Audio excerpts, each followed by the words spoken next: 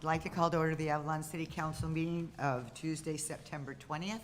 If we would please stand for the Pledge of Allegiance. And begin. I pledge allegiance to the flag of the United States of America and to the republic for which it stands, one nation, under God, indivisible, with liberty and justice for all. And if we could please have a moment of silence for Carl Hickman, who passed away suddenly. He is the husband of Jessica Hickman, who does our martial arts classes.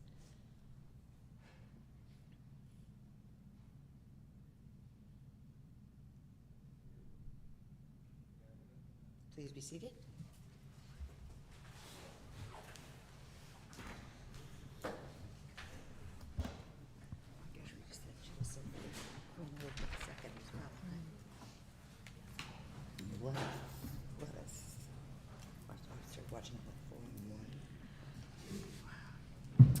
Okay, may we please have the roll call? Councilmember De La Rosa? Here. Councilmember Lavelle? Here. Councilmember Schickling? Here. Mayor Pro Tem Ponce? Here. Mayor Marshall? Here. Are there any announcements or written communications? There was none. None? Okay. Department head reports? Good evening, Bob Greenlaw, Director of Public Works. Got 3 items tonight. Pebble Beach Road, work is continuing on the repair of the storm damage on Pebble Beach Road. Bless you. Public Works crews have cleaned the roadway and the repairs to the shoulder are nearing completion. The next step is to repair 2 larger sea caves that got larger during this last storm that are undermining the edge of the roadway toward the middle of the straight run down there. So work will continue on that starting on Wednesday. And the balance of sea caves will be either repaired next, either with a combination of contract or Public Works forces. And then we've got work continuing on 206 East Whitley sewer lateral. We're at the point of finishing the backfill and then replacing the pavers in front of the 206 East Whitley units. And then we've got the maintenance yard remediation work. So we had the soil remediation adjacent to the ball field there that's been going on for years now. Work's going to start to the scope of work is to put backfill in there on top of that and then cap it with concrete so that it caps all of that soil in place. That work, the materials are being ordered right now. Jordal's under contract, and that work will start next week, actually progressing in construction. We expect it to be about maybe 4 to 5 weeks duration, and that project will be completed. Cool, excellent. Any questions? Well, I know there's a lot more going on because we get those Public Works updates on Friday, and Yes. there's a lot going on Yes.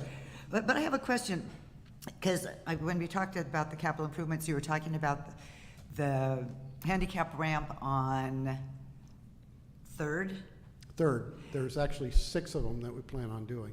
That was my question. Yes, so that will be done here in this fall.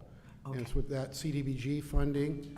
And we're just trying to get a renewed price from Jordal because we had a previous price. Okay. But since then, labor rates have changed. Yes. We'll bring that forward to you so for your approval here in a near date council meeting. And then before the end of the year, we anticipate that work will be completed. Construction will be completed. Right. So it's on 3rd Street at Catalina, 3rd Street at Descanso, and 3rd Street at Clarissa. Okay? So Nothing more on Beacon? Beacon's not done, is it? Beacon's not done. That's the next phase. Oh, Remember that we okay. designed 42 ramps. Okay. So 42, and you do about 6 per time. So you can see that it's a program. It's not a one-time project. It's really, we know where we're heading. We have the plans done for it. As more funds become available in CDBG, you know where to plug them in. Great, thank you. And I had sent a little note to Jamie about today, the saltwater wash-off at the base of the pier. It was just running continuously, so the boys went last week and shut it off. And I cleaned out the drinking fountain because it was full, all the way full of sand. The water was just going over, and people are using that to wash their feet and everything else Yes. now. So I don't know. So each one of the, where the salt water, anything time we hook up salt water to it, even if it's pretty new, salt water is so corrosive to Yeah. that equipment, and it does require a lot of maintenance. But Yes. we realized that that unit that we purchased there is a lot better looking Yes, than it is. just, a couple of hose bibs there. So, No, it doesn't. yeah, it just requires maintenance, and we've been focused on other things. I understand. Yeah, okay. Totally understand. Summer's kind of coming to a close a little bit, so. Okay, thank you. Yeah, thank you. Any other questions of Bob or comments? Okay. I'm just glad that you're doing the curbs on Third Street, because it's, I know. too much people struggle, coming into town and then making that, and then trying to get down Catalina to CIVR, and, yeah, so it's So just exactly, really- that's why it was our next highest priority. It's not just for disabled, it's for everybody, with luggage, with strollers, just Yes. anybody just even walking. Yeah, it's. Yeah, it's gonna be a great project. Yeah, excellent. Okay. Hello, Oren Karstarfen, Harbor Master. Since my last report, August 16th, patrol moored 2,269 boats for a total of 9,004 nights. While I was not able to pull up a summary of the patrol boat assistant calls, I can tell you that Labor Day was extremely busy. While many came to Avalon to escape the extreme temperatures over the 10-day heat wave, the weekend of September 10th obviously brought that foul weather forecast as Hurricane K wreaked havoc along the Baja Peninsula. And as a result, harbor and city personnel went into action to take many necessary precautions and preparations for that storm. I'm happy to report that the harbor outcome was very positive. The weather did cause some cancellations, like the outrigger race and the Catalina Island Yacht Club Billfish tournament, which typically benefits the city of Avalon. Today I spent the day with the harbor maintenance team at Diversified Composites in Long Beach, readying our new pump ahead float. Our goal is to ready the float so it can be towed to Avalon soon. We are now in the process of securing the anchor plates to the bottom of the float, and then once the deck has been put on, cleats and other bits will be added for the tow home. The final work will be done at the Pebbly Beach Boatyard, which will then complete the float. The coming weekend, we have the Dana Point Yacht Club will be visiting us, and then Monday, September 26th, we have the War Heroes on the Water event on Monday down on the pier. Okay. Do you have a cruise ship tomorrow? What's tomorrow, Wednesday? Uh-huh. We should, Okay. yeah. Somebody asked, I didn't know. Okay. Any questions of our harbor master? Thank you. No? Great.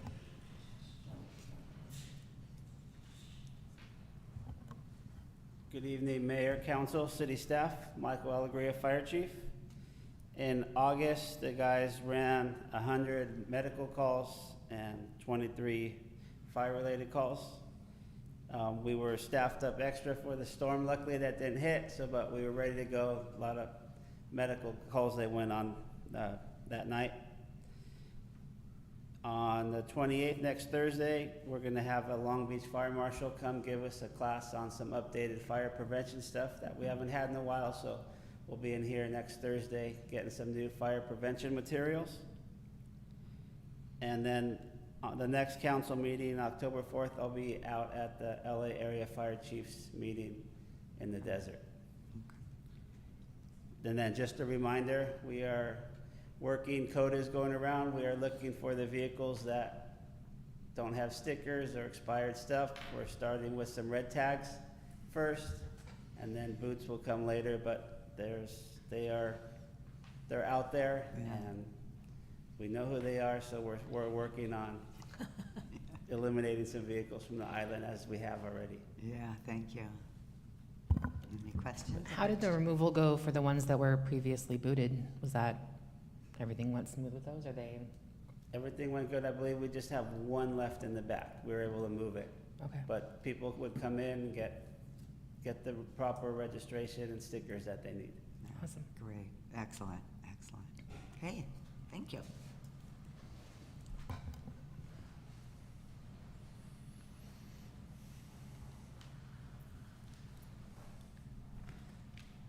Good evening, Madam Mayor, members of the council and city officials. If you haven't met me yet, I think we met last week, but I'm the acting captain at Sheriff Station. I'll be filling in the interim between captains. Between the time period of August 16th and today's date, the Sheriff's Department has responded to 188 service calls for service.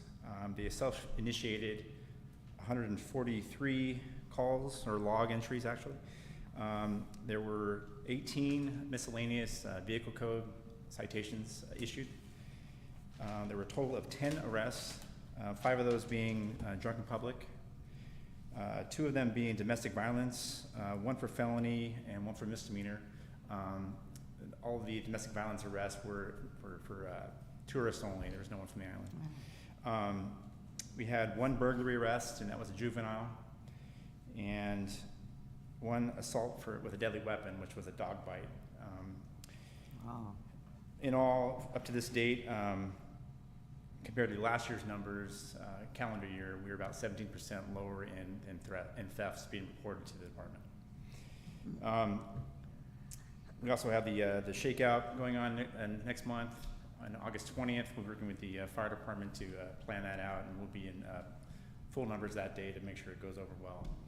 And we're dealing also with, I'm sure everyone has read the paper every week with the Garlic Man, and we've actually issued him 2 letters of agency, 1 for the Island Company as well as the Metropole Hotel.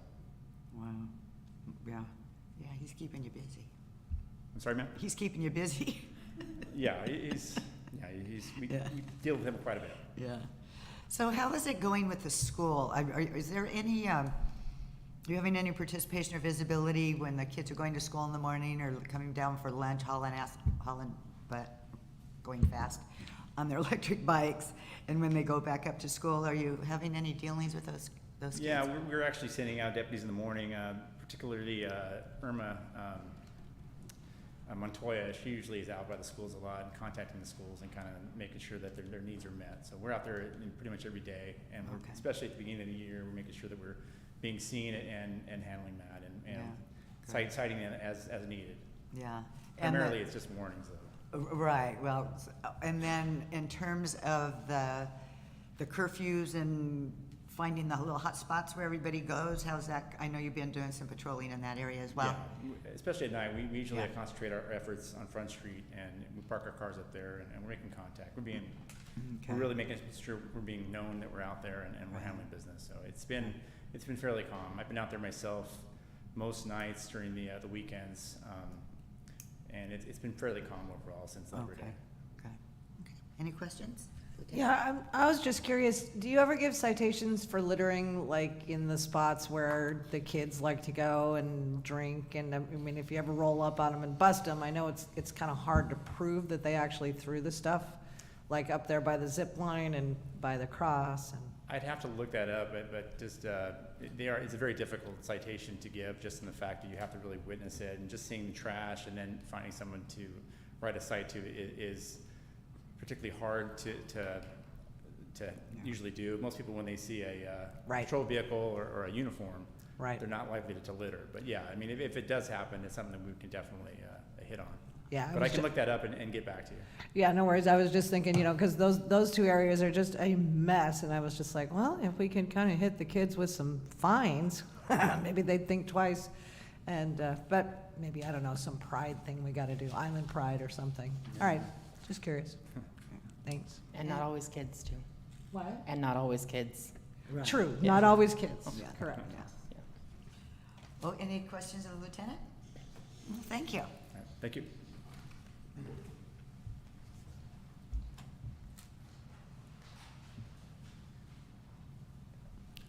Evening, Council. Matt Baker, Finance Director. Happy to report TOT for the fiscal year ended June 30th, 2022 was up 43% from June of 21, or of fiscal year 21. Up by even more if you compare it to where we had budgeted to be, which is great as far as restoring reserves, since a lot of those funds we really didn't have earmarked for any operating or specific projects. July numbers have been posted to the city's finance page. TOT was up about 10% from July of last year, and again, July of last year was 40+% above the pre-COVID July, so very strong month as far as TOT goes.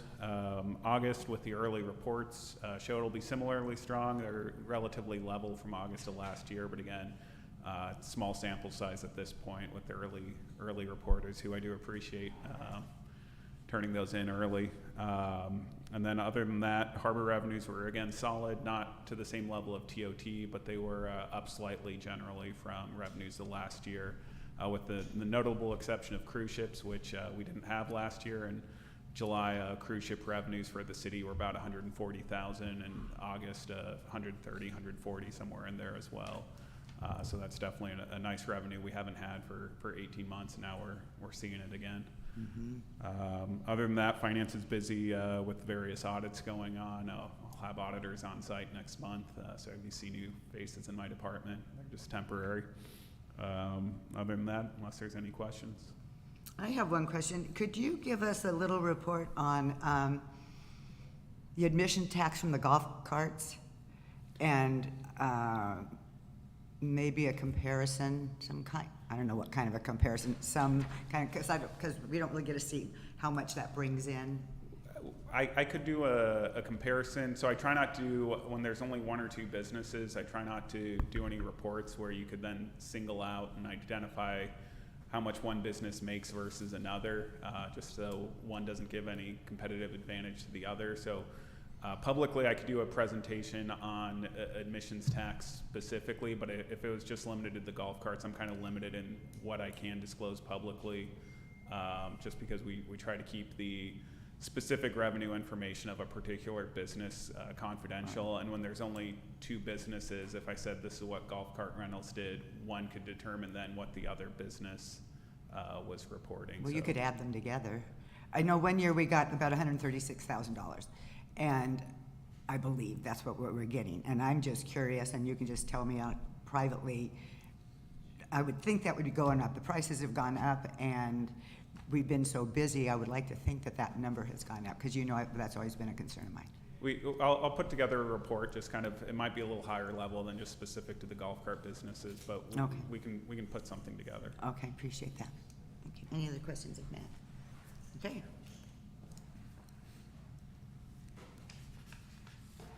Good evening, council members and mayor.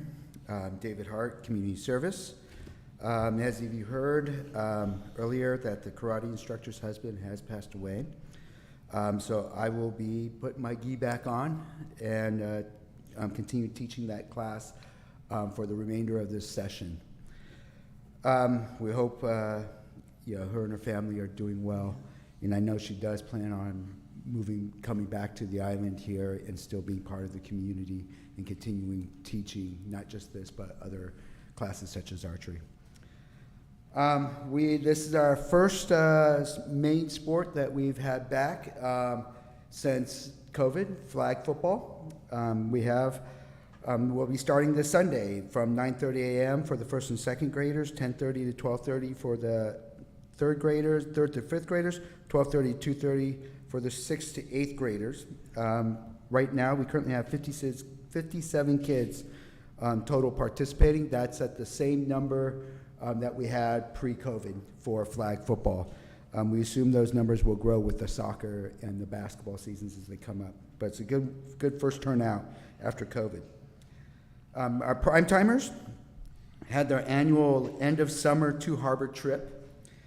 We took 26 prime timers on the Cyclone. The island company donated 3 of their palapas on the beach for them.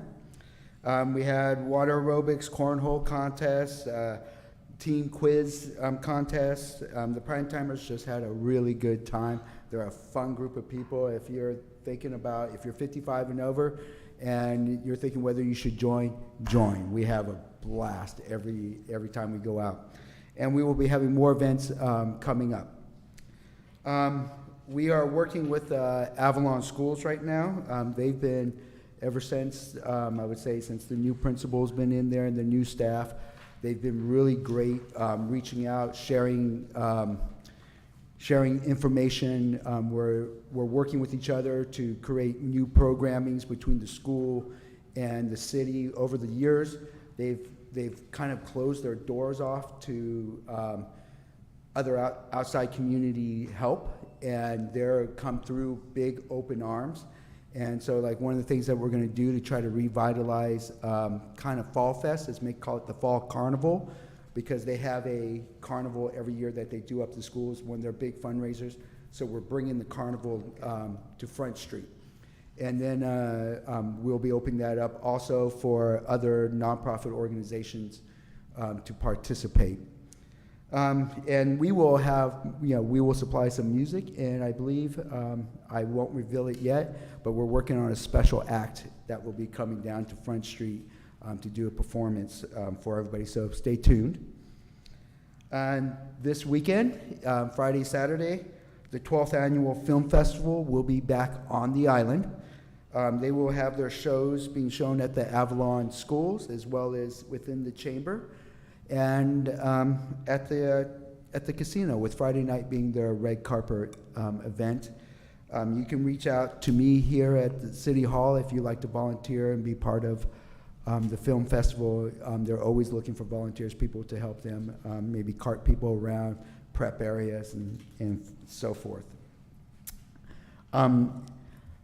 We just finished up the LBUSD reciprocal agreement, so we hope to bring that to you at the next as the next council meeting, so we can get that approved, and Great. that's all I have. Great. Any questions? No? Awesome. No? Perfect, thank you. Hopefully those kids go easy on you in your karate classes.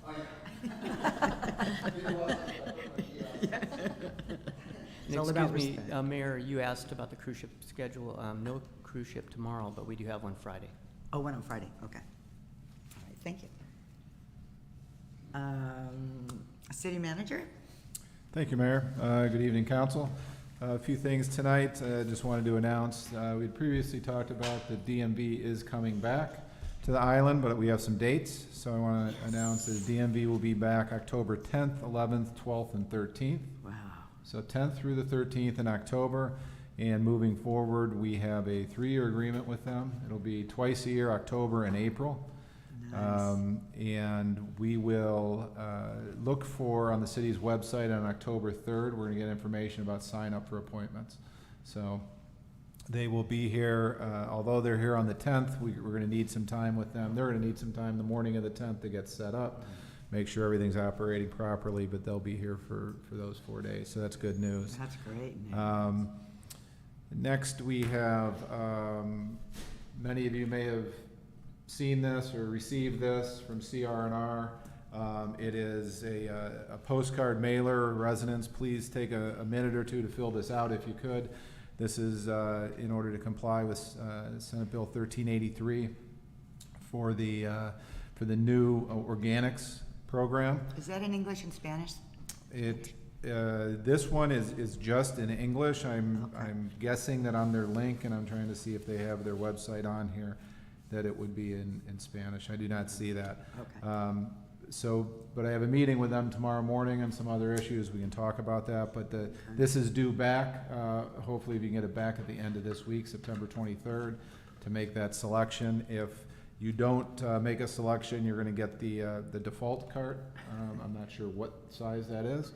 And we are meeting with them tomorrow to see if we can't come up with a location for a community recycling depot, because we know everybody might not have the space for an additional or a third cart or that third option. So we're going to try to see if we can't have something centrally located where people can bring their organics. Finally, I just wanted to announce I've been working with Dave Hart over the last probably good 4 weeks now, trying to see where we're at with holiday decorations for the city. Holiday decorations that we can improve upon, make a little more robust. I think we have some that are stale, that need some improvement, and we've been exploring those options.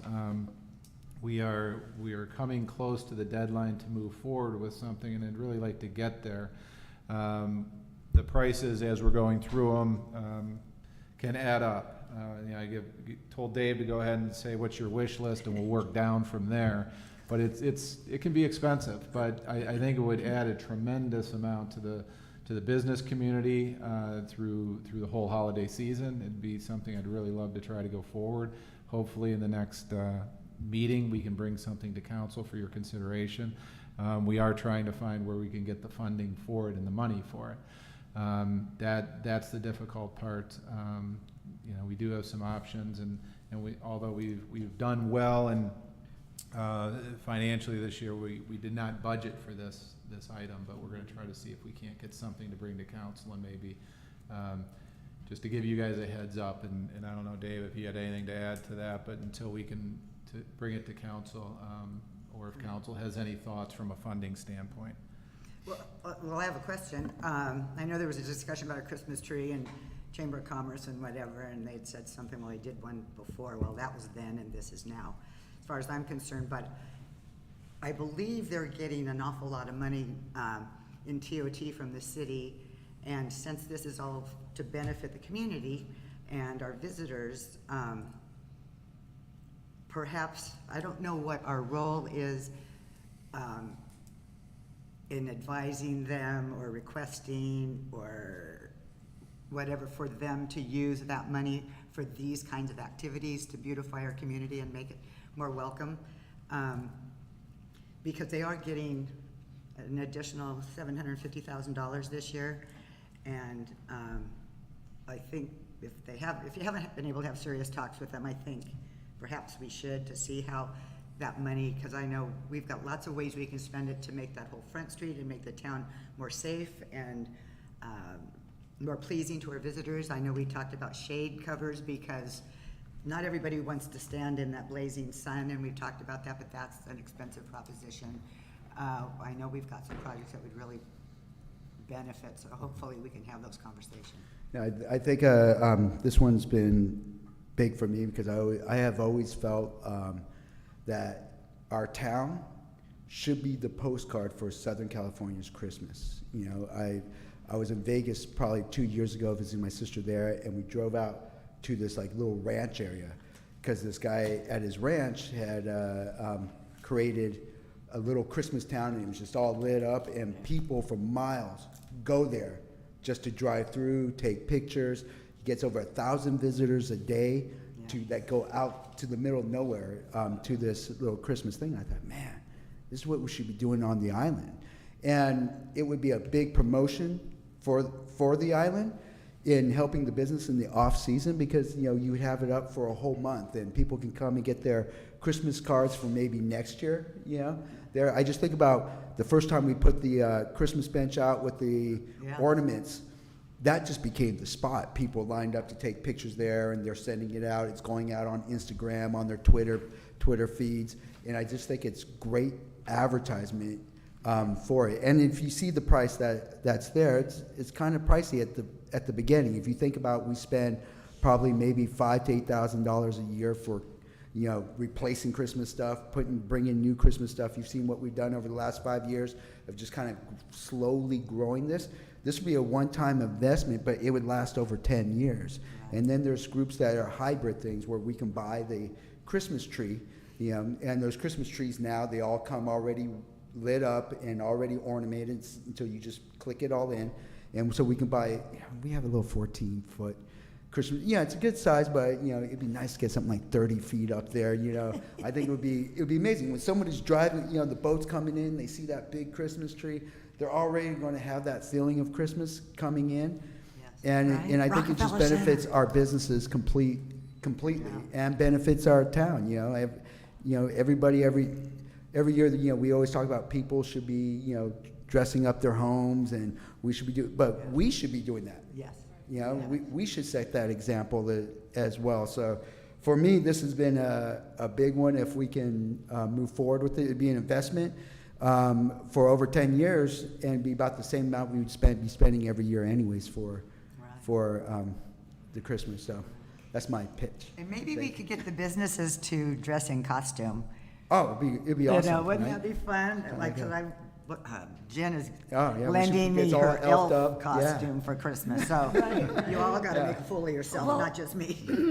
Well, the carolers that used to come around in their period garb right. was very, very cool. Right, You know, right. so, yeah, that'd be fun. Yeah, so Are we gonna have the home decorating contest We, this year? we are. We're looking at. I have a buddy who has a friend who has this app, and with this app, the people in the community could actually they can actually vote Yeah. on the housing. So you would say that you're going to decorate your home.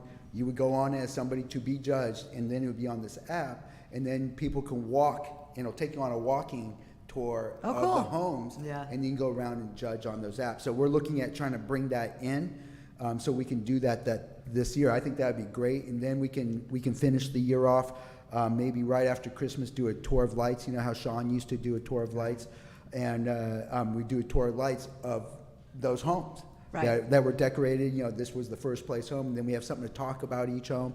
So that's something we're working on right now, and it looks promising. And there's gonna So- be a prize? Yeah, of course. We always give prizes. I'm trying to You know, convince my maybe a neighbor to mug, do it something. again. Yeah, we usually give prizes out. Usually it's the chamber. They're the ones who kind of sponsor that event. We're just trying to figure out if we can blow it up and make it a little bit bigger and a little more interactive for the community. That'd be awesome. So I think that would be awesome. as Well, they do, the chamber does a good job of getting the information out, so. They do a great job If of we that. were gonna be doing this extravaganza, they'd be all, you'd like to think Yeah. they'd just be all over it, and then news would, you know, Absolutely. information would really get out there, so. Okay. And then- Could we have the businesses participate also, like a contest? We do have but it's like usually about 3 businesses that kind of go out of their way and do it. The rest just kind of put up some Christmas lights.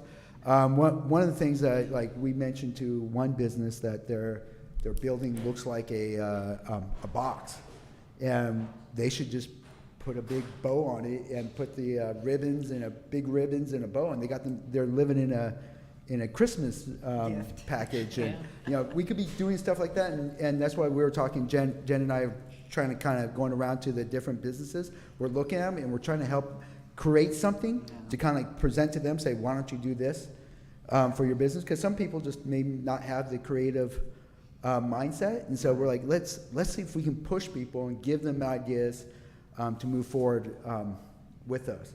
And so, like I said, if we're able to, you know, if we're doing the town up, I think businesses and homes, people would be more inclined to do the town up. I just think it would be amazing when a boat's coming into town Sure. and they just see, you know, the whole town is just this big Christmas lit up town.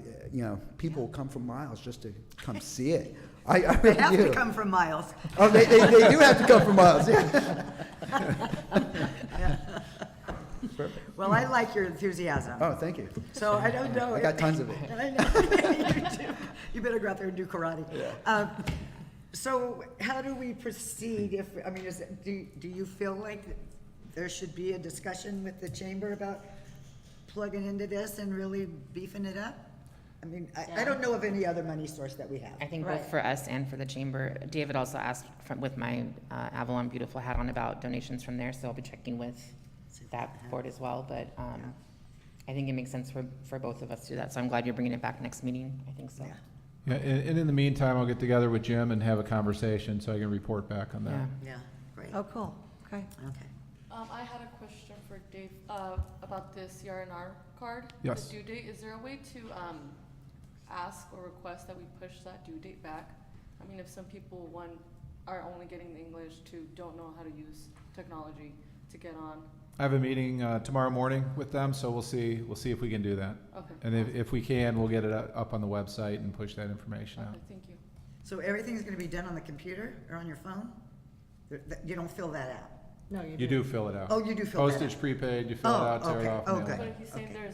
if you need it in Spanish, there's only a link, but what if they don't know how to get No, to that link? exactly. So No. The And then I'm Spanish is assuming so it's going to important. homeowners, not to Oh, it is? the people who actually are at the house, No, right? it wasn't Just me. went to PO boxes. Oh, good. Yeah. That's good.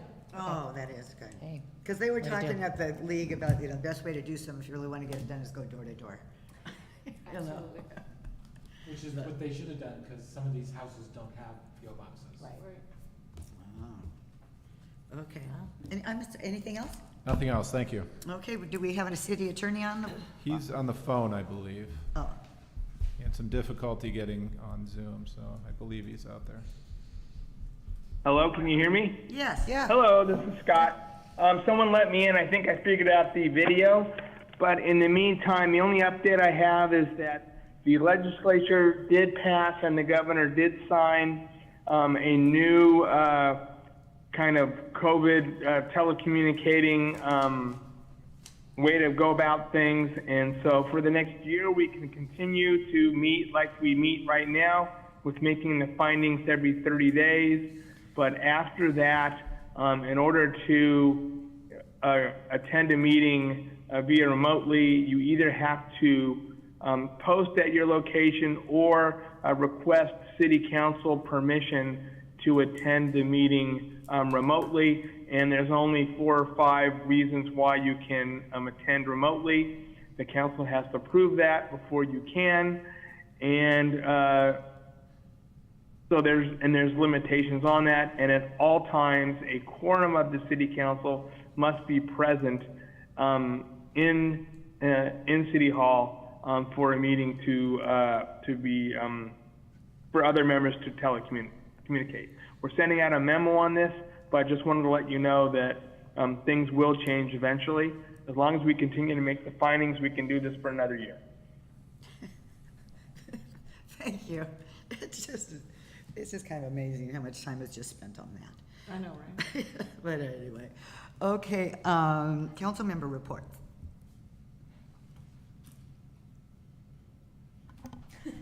I'll go first. We all attended the California Cities Conference, annual conference in Long Beach. Very interesting. Some really great breakout sessions, some very inspirational speakers. I was our voting delegate for the business meeting, pretty easy, except for the last item, which got a little heated, but was voted on to do what the board had asked to do. So, but it was a good meeting, other than Hurricane a-comin'. Wasn't sure if I'd get back on Friday night, but luckily conference ended early. I was able to move my boat up and was able to get home. So, but it was a great way of seeing other cities and how they do things, and getting to meet new people. So it was great. It was a great experience, and I was happy to be there with my city. Yeah. That's another thing that I really enjoyed. The other conferences I've done, I've been by myself, so it's a little overwhelming. And this one was way bigger, so it's still overwhelming, don't get me wrong. But to have you guys there made it a lot easier, and it was exciting to be there. So I attended that with you all. And I also was able to do my contract cities. So got that done, but I did leave a lot earlier than everyone. I was a bit scared, so I left. Okay. I as well attended the conference, and I thought it was absolutely amazing. There were so many things to do, and it was really cool that we all got together beforehand and decided, okay, I want to go to this one, I want to go to that one, so that we wouldn't all be, attending the same thing. But I got a lot out of it, and I'm following up on a lot of different contacts that I made there, and hopefully we can get some stuff going. And I'm looking forward to going to the new council and mayor's one that's in February, so I can, kind of continue to get my feet a little wetter.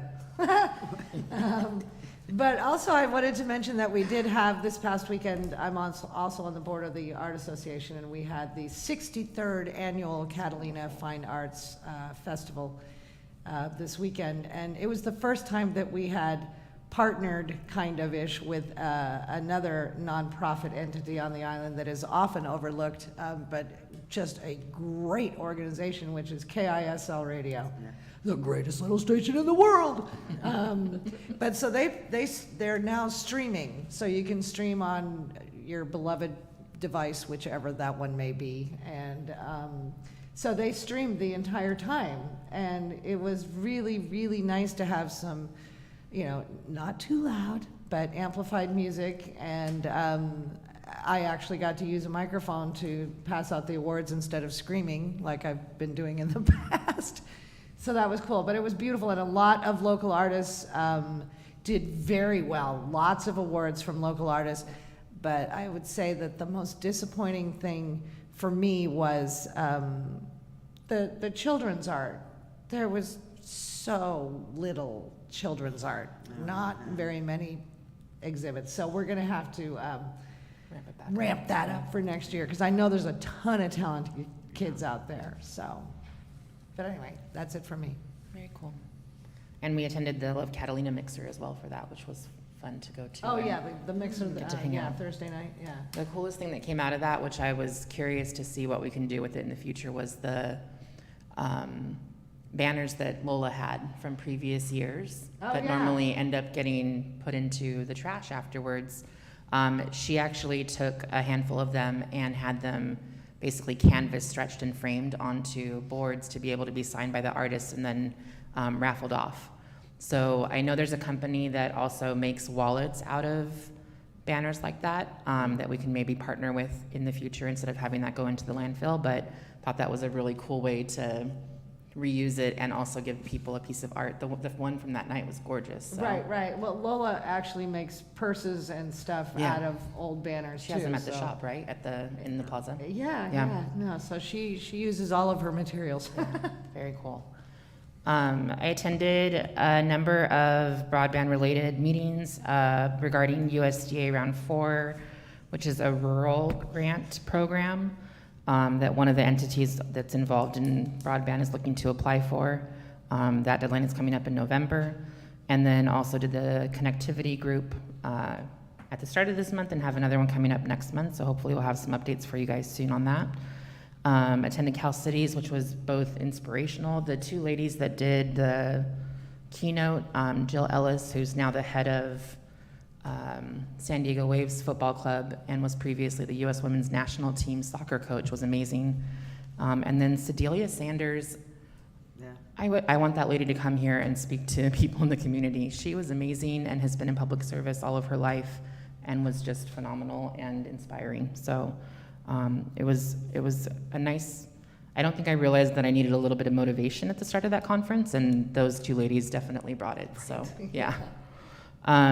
Attended Comedy Island, which was really enjoyable. I don't know who else did. It was pretty dang funny and hecka crass, but it was a lot of fun, and thankful to the comedians that stuck with it and came over, and the people that decided to still come even though everything was going on with Storm K.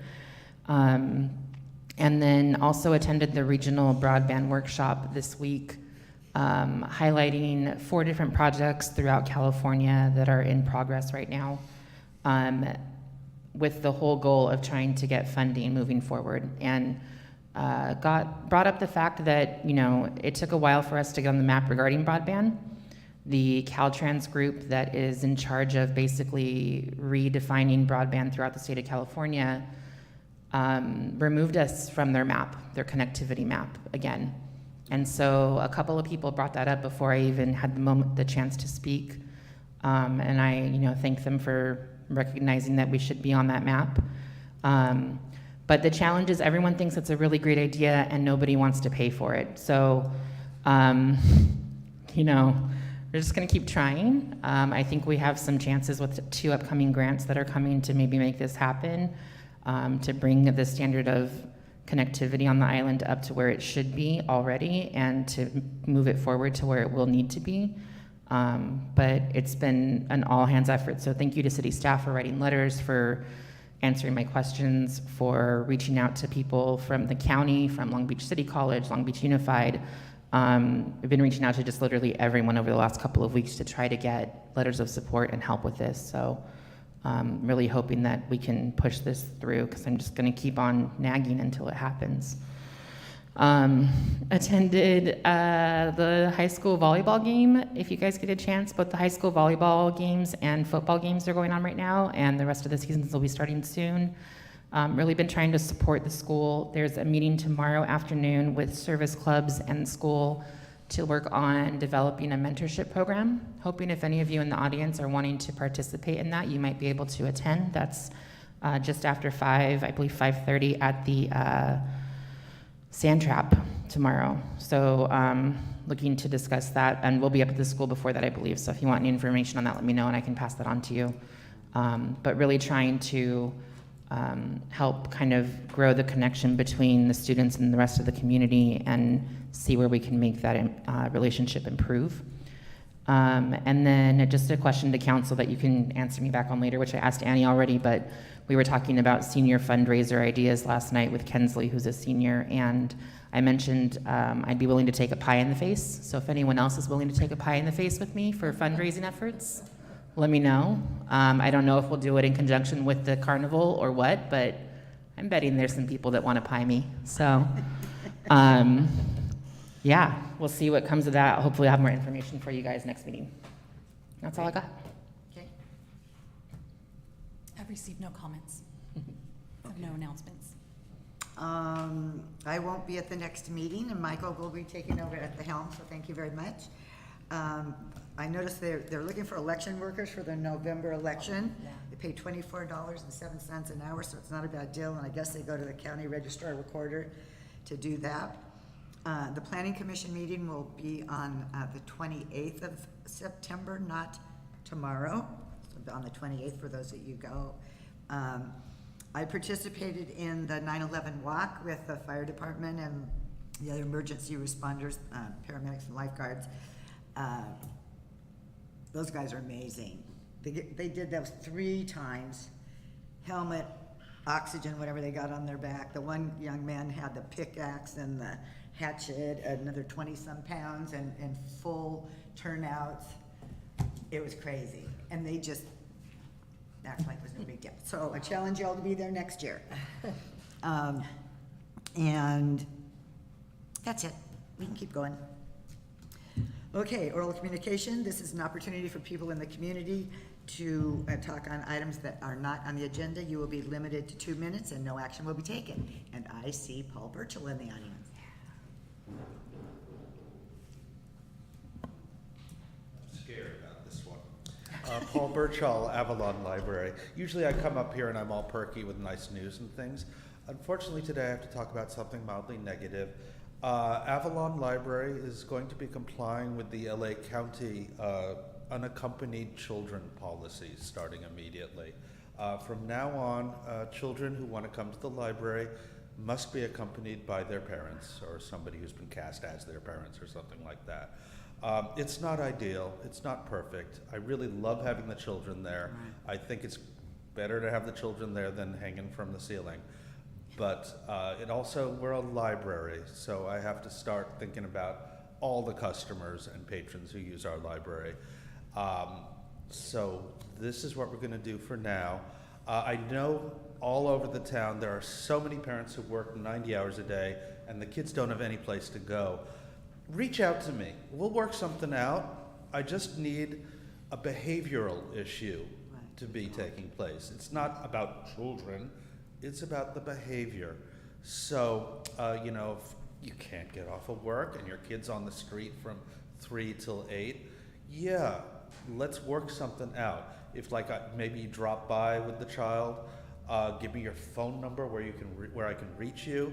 Maybe you can give me a list of the activities you want the child to be working on. I'm not overseeing activities, but if they're not doing the activities, I'll be able to whisk them away. We can work stuff out. But the basic idea, I'm afraid, is that most LA County libraries, and Avalon Library is a part of the LA County library system, require the parents to be with their children. For many years, Avalon has sort of been exempt on that because of the weird lifestyle that is island lifestyle. But it's becoming just very difficult to manage the library effectively.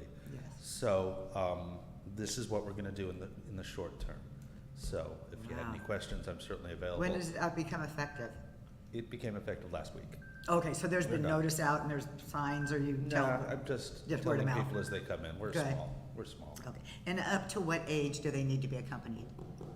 I'm saying if you're 16, I think you have the maturity to be able to handle it. Okay. younger than that, let's talk. Okay. Does that make sense? No, I mean, I'm doing it case by case. I mean, there are a couple children who I've let in because I know they're never gonna cause trouble. Right. And then there's some who I have to think, I want your mom there, Right, right. Okay, great. All right. Well, good. I'm glad to, sad to hear that, but glad to hear that. I'm sorry? I'm sad to hear that, but glad to hear that. Yeah. Okay. Any other oral communication? I've received no comments. Okay, we have a presentation at the Southern California Edison. Tammy Tran and Luke. Well, I guess I have to leave. Oh, I guess you do, I know. Sorry. Hi, good evening. I have met some of you, but I wanted to formally introduce myself as a representative of Southern California Edison. My name is Tammy Tran. I was born in Long Beach. I live in Orange County, and I am currently the senior manager for our Orange County region, and also temporarily covering the city of Long Beach, Avalon, and a number of other surrounding areas. I've been to the island a couple of times since our last government relations manager left us for the LA 2028 Olympics, Vic Knoll, which I'm sure you're familiar with. He joined, he covered the city during the pandemic, and so I've been here, and I know that you're very familiar with Luke Schreiner, and he's here. We're here to provide an update on the mandatory water conservation. But I wanted to make sure that I introduce myself. I will be reaching out to you individually for individual meet and greets. Very happy to hear that you found the League of Cities conference useful. We were a sponsor. We'll continue to sponsor gatherings like that, and I want to be here as a resource not only on issues that are happening on the island, but if we can also be supportive of your efforts as a public servant across the state of California. I think there's many opportunities to learn and share what we're doing in Orange County, on the mainland, and others. Would love to help facilitate those connections. And so we're here to provide the latest update, and unfortunately I think we have a little bit of pushing to do on the work that we need to do here around water conservation. So I'm going to hand it over to my colleague, Luke. Thank you, Tammy. Thank you, Tammy. Good evening, Mayor, members of Council. Luke Shanner, Southern California Edison. I'm here to present the routine monthly update as it relates to Stage 1 water conservation. So you'll see me now, you'll see us the second council meeting next month, and we'll follow that cadence throughout the program. Share where we are with water and what's ahead. So I have 2 slides, and look forward to taking any input or questions along the way. And then also it's worth noting that what information we're going to share here, we're going to include that and more in upcoming publication in Islander, so there will be that sent out and available to customers as well. All right, so Stage 1 on Catalina.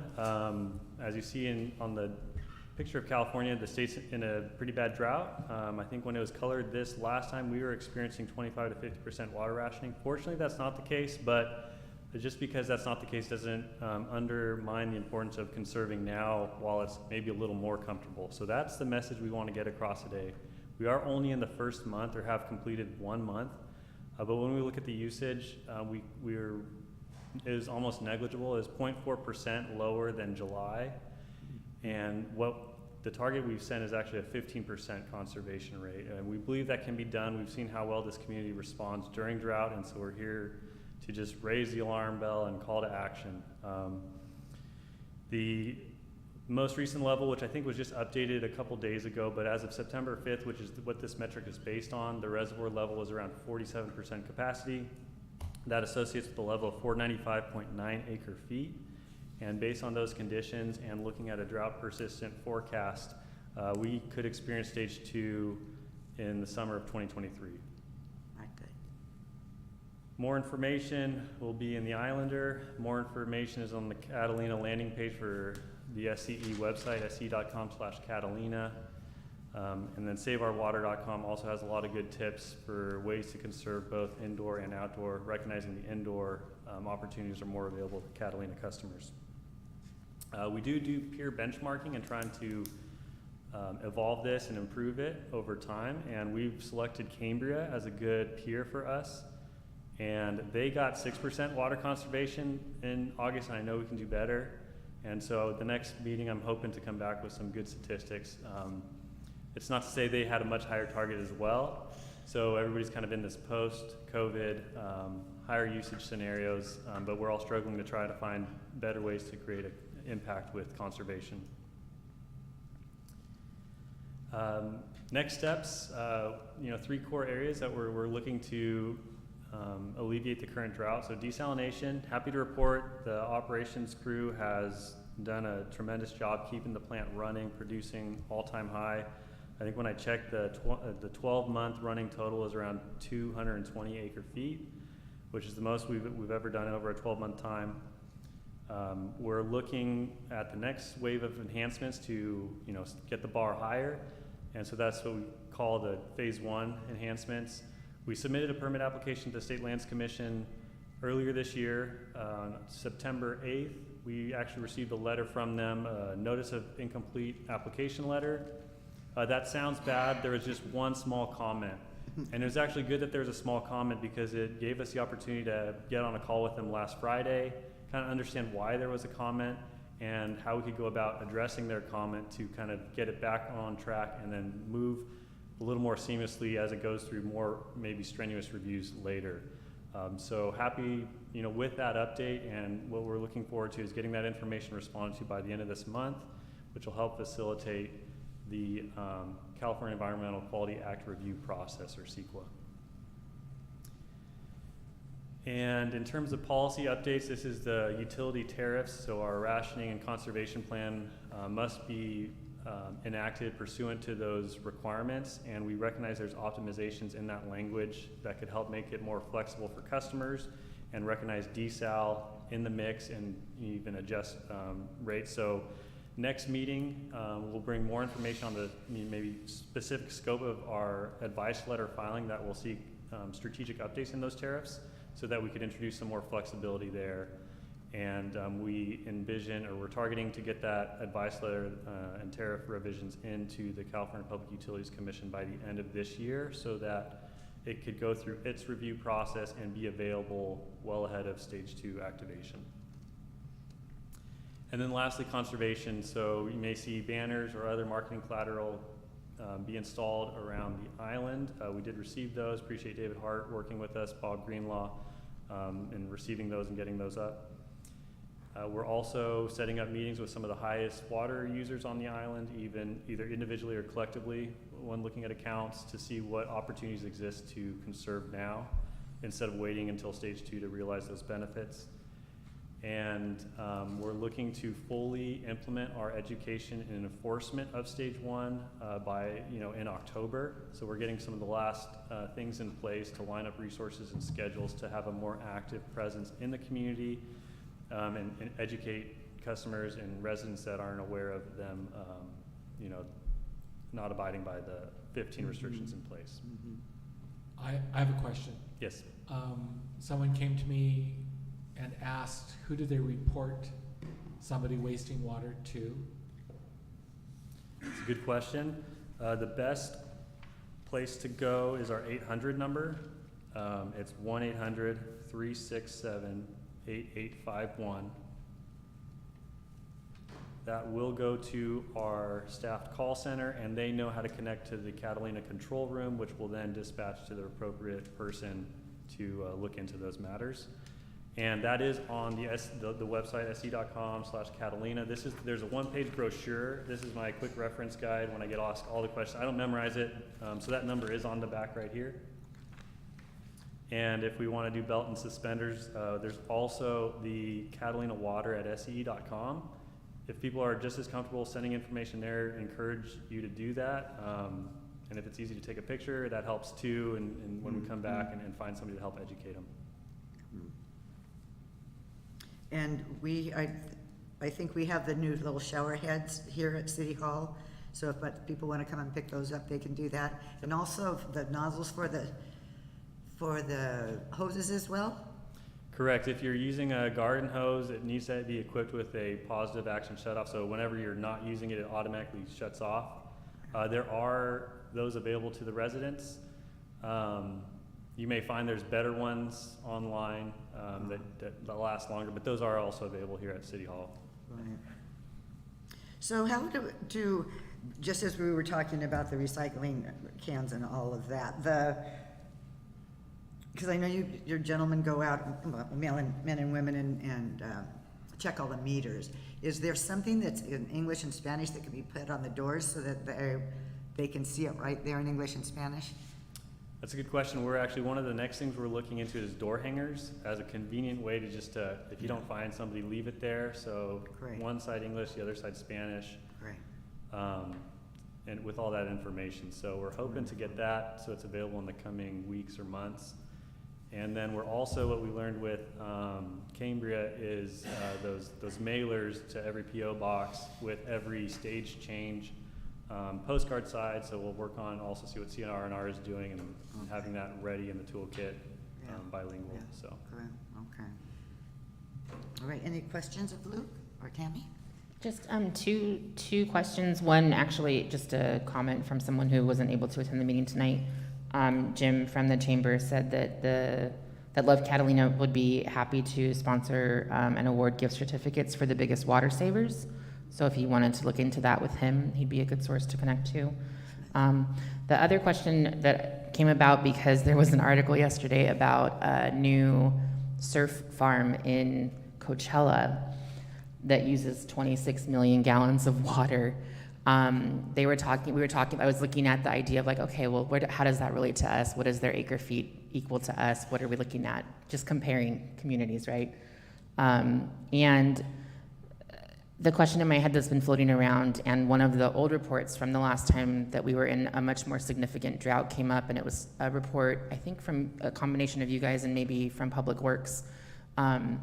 But the question about gray water was posed in that report, and talking about any gray water solutions would have to be discussed with and approved by Edison. I think it's time that we start actively pursuing that as a requirement for new housing or upgraded housing, and would ask that we start those conversations between staff and Edison to make that a reality, and to not only look at gray water as a solution, but move away from salt water, which causes so many issues for everyone in terms of both maintenance and just corrosiveness. So if that's something that we can start having active conversations on and looking at, I would appreciate that. Yeah, it's good points. And that second one, within Edison, there's a REACH code department that's more geared towards electric conservation, but they are available for water. And we've had some preliminary discussions to see how to roll out their resources to Avalon and water. Okay. So, appreciate you mentioning that, and that'll move that up on the priority list so we get some traction there. Thanks, Luke, I appreciate it. Tammy, anything to add? Yeah, if I could just add a quick comment. We appreciate the suggestions about creative ways to get to the public in terms of how we can take on more conservation measures. I mean, would welcome opportunities, if not today, but in conversations that we have, where we can engage maybe the schools or places of worship and things like that, or the library. I think this is something that we need to have an all hands on deck effort, and so we'd love to entertain those conversations so that we can work together and be creative in how we can get folks to be excited about taking on conservation measures. Right. So, and then one last comment about about gray water and other things around the infrastructure and sustainability. That's something that's a big priority for us. There are REACH codes. We have subject matter experts that can meet with the city, with Dave and his team in terms of how we can look at some of these creative ways. There's a lot of money coming from the federal government as well as the federal government. We're going to have those conversations where we can possibly partner to identify new resources to help with the infrastructure here, not just on water issues, but on a number of other issues around electrification and sustainability. So thank you very much for your time So today. it's interesting because Dave and I met with Ron Height the other day, and he was talking about you're going to get a grant writer on board to kind of help with all of this. That's perfect, and Yeah. we'll be discussing that in Right. our subsequent meetings. Yeah, great. Yeah, thank you. Thank you. All right. We'll see when are we going to see you again, Luke? 1 month. 1 month. Okay. Excellent. Okay, Tammy. All right. Okay, consent calendar. We want to get. Whoops. What am I doing? We need Mary first. Mary.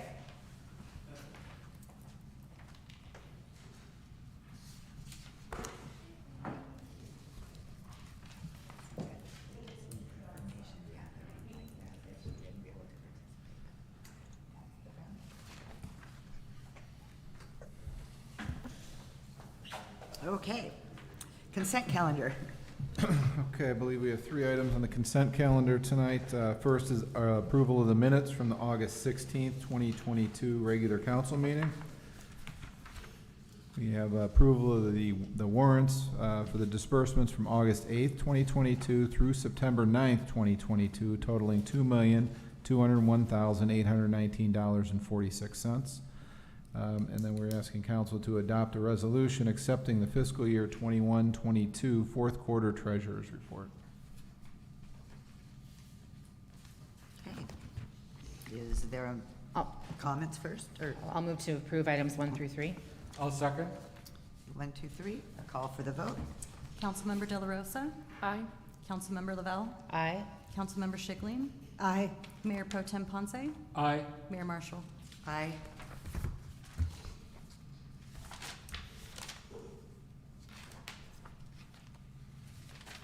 Item number 4.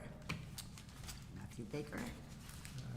Yeah, next, we have a public hearing for the fiscal year 22-23 miscellaneous fee schedule that Matt Baker will address.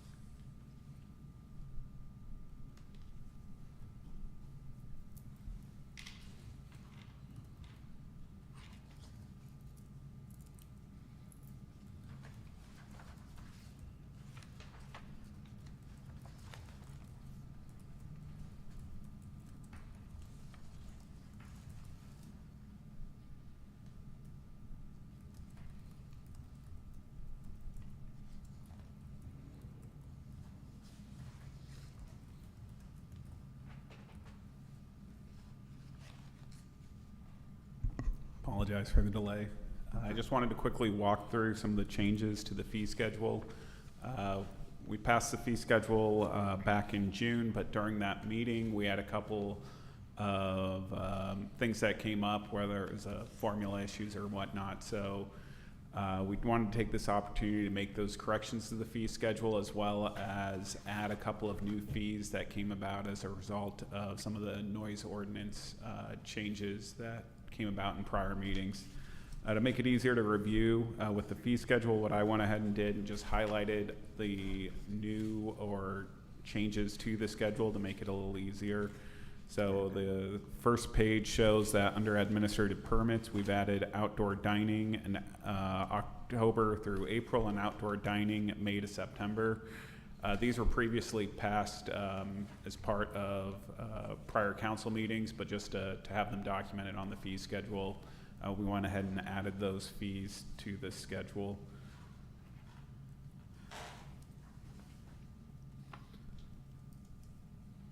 So the next new fee on the schedule, which is on page 5, it's not a new fee. We just took what we called the city clerk fees, and we kind of split them up between finance and admin rather than have their own section. So that was one of the other goals kind of in making these changes, is we tried to clean up the schedule to make it a little easier on the reader to review. And so all that highlighting there was to show that we moved that fee from the city clerk fee to a finance fee. Those copy fees seem kind of inexpensive. But We don't tend to get a ton of people coming in for those copy fees, No. but it's our understanding is we got that quote from our copier is what the per sheet cost is. Okay. So when people do a public records request, that's where that 12 cents would come in? If we end up printing the fees Printing for for them. them. Okay. A lot of times people request information electronically, and so it's Yeah. not. Okay. The prior fee schedule just made note of other fees per the LA County Emergency Medical Services Agency rate schedule. Rather than have that reference, I just put what those fees were. The mileage rate, I'm being really picky, but when we submit an expense report with our miles on it, It's like at 58 cents a mile or something. The mileage rate for the ambulance, that's not just for fuel, that would. Oh, that's and- 23, And to that's be 20 honest, we rarely see that because we don't tend to have a lot of mileage. It's $23. Yeah. Yes, not 23 cents, like the 12 cents for the other one. Okay, never mind. Okay. So the next page under the harbor was really just to clean up. We had Measure H written twice, but there's two separate harbor fees that come under Measure H. There's a $1 per night Measure H fee on or tax on the moored boater, the non-resident moored boater. And then there's also the Measure H tax on the wharfage. And so the prior schedule just said Measure H, and one said $1, the other said 50 cents. So just trying to clarify, we did modify the language in the fee schedule for that. And so you can see we explicitly cover what we mean by hospital Measure H, whether it's wharfage or nightly mooring. This next page has two new fees that were added to the schedule. That's for a noise violation, second offense, and noise violation, third offense. There's no fee associated with the first offense, but those were new per the recently adopted new noise ordinance. That's with music, anything, or people's homes, or That's- whatever, huh? Yeah.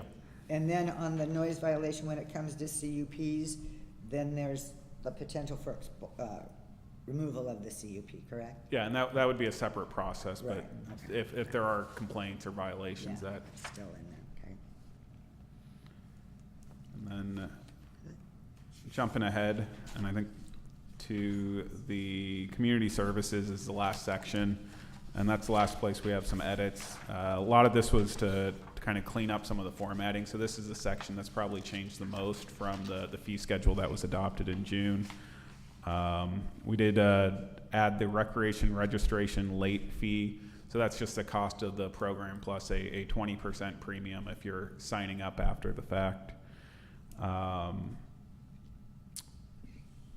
For that extra 20%, we're letting, when people are signing up, or I guess when we're advertising, are we letting them know there is a fee, just so they are aware?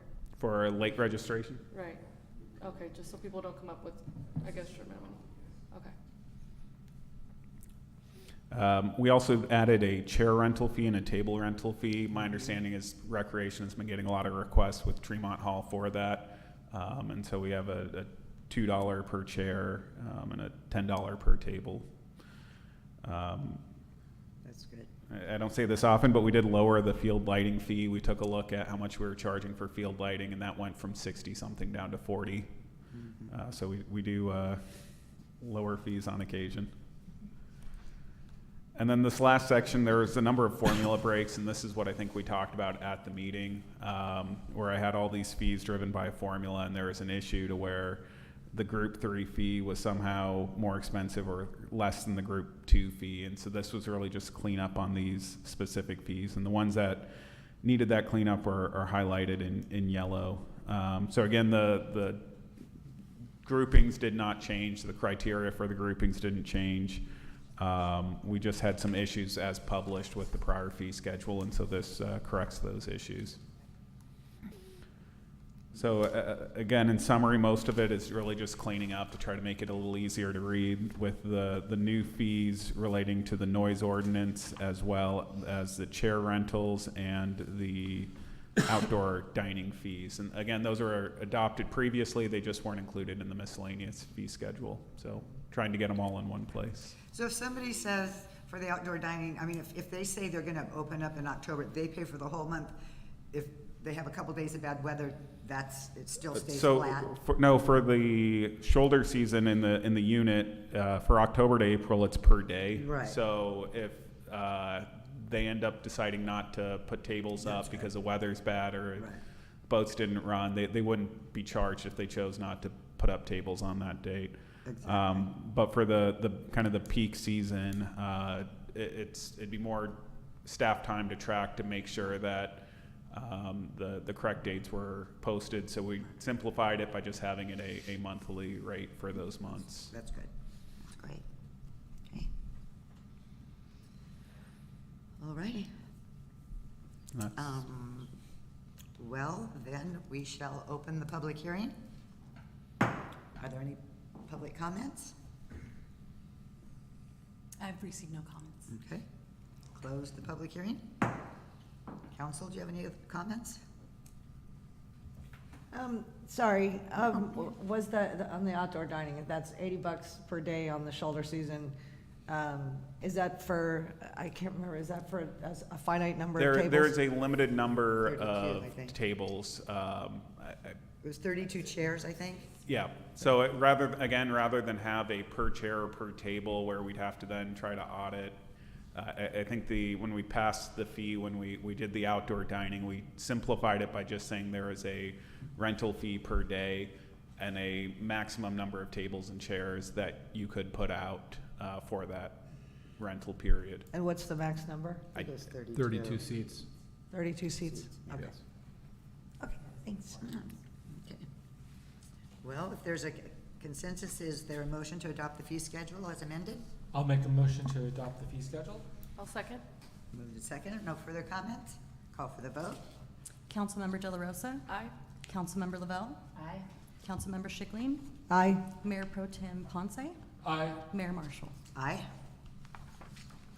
All right, item number 5. Item number 5 is the public hearing for the general plan amendment approving revisions to the 2021-2029 planning cycle housing element update. I would indicate we do have a brief presentation. Amanda Trapiano, I believe, there she is. Yes. Is here to present where we're at on this. All right, good evening, Mayor and Council members. Thank you for having me back to join you. You may remember me from a prior presentation in the middle of February. I was before you on February 10th, bringing forward for your consideration the adoption of the same document, the 2021 to 2029 housing element. Since that time, you may remember that the process required the city to submit its adopted element to the Department of Housing and Community Development, or HCD, at the state of California for a required 60-day review.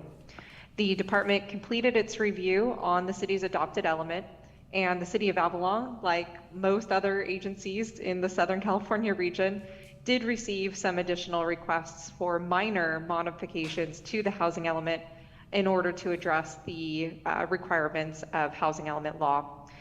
I would like to stress that the city of Avalon received a very favorable letter, relatively speaking, and those revisions circulated really specifically to a new component of the housing element where the city is required to study and provide programs to further fair housing goals. So you may remember that as part of my prior presentation. Since that time, we have worked to make those revisions in collaboration with the community and with the state to ensure that all requirements can be adequately met, and I'm pleased to report that the state has provided the city of Avalon with an official findings letter indicating that the revisions before you this evening do comply with state housing law, and upon its adoption will be found in compliance with all of those requirements. So again, the changes that are before you tonight from the version you reviewed in February really revolve primarily around issues related to fair housing, and we do have confirmation from the state that these changes do comply with all components of the state housing law. There are 197 agencies in the SCAG region, and only 15 or so far are in the position that you're in to have received that confirmation. So this is great news, and I'm here to answer any questions you may have on the revisions before you or the process as a whole. But it's our recommendation that the City Council move forward with readopting these revisions so that we can formally submit that to the state and get your housing element in compliance. Great.